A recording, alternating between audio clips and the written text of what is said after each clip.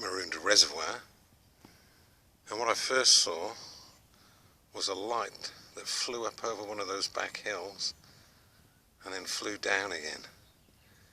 And I said to Diane, look, there's something over there.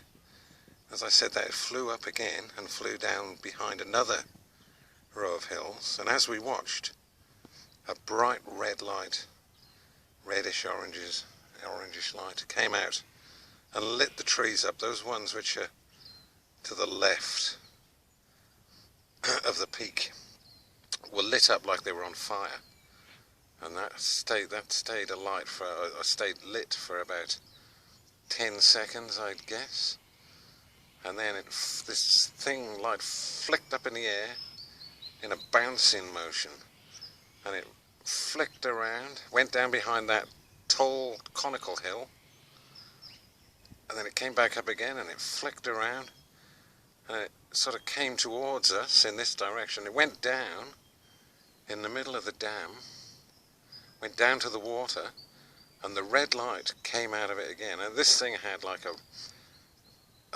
white light on the front and a flashing yellow light sort of down the back, and a red light underneath, not bright though. And it came down to the water, went right down to the water right in front of us, and it glowed, and the whole park was lit up with this very deep red light. Very powerful, but not bright, not dazzling. Anyway, it stayed there for about probably 10 seconds, and then it went back up in the air and it zipped around backwards and forwards, and it came straight towards us.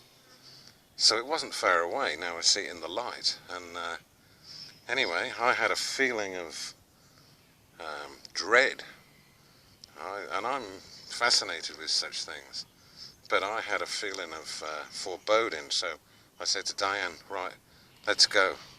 So we scooted off back down over the dam wall here, and then as we were walking out of the dam on the windy road that goes out of the dam, it was pitch black, no moon, cloudy. It was New Year's Day, so it was 2 o'clock in the morning, so it was January the 2nd. And as we were walking out of the dam, something ran up to us, something heavy that was shaking the ground. It shook the ground, and it stopped right next to us, and it breathed like this. And Diane screamed. She tried to run, but I held her back. And we just stood there, and whatever it was right next to us and breathing like that. I don't know what it was. It could have been a Samba deer, I suppose, but as far as I know, Samba deer aren't able to get into the park. So, there you go. That was the story.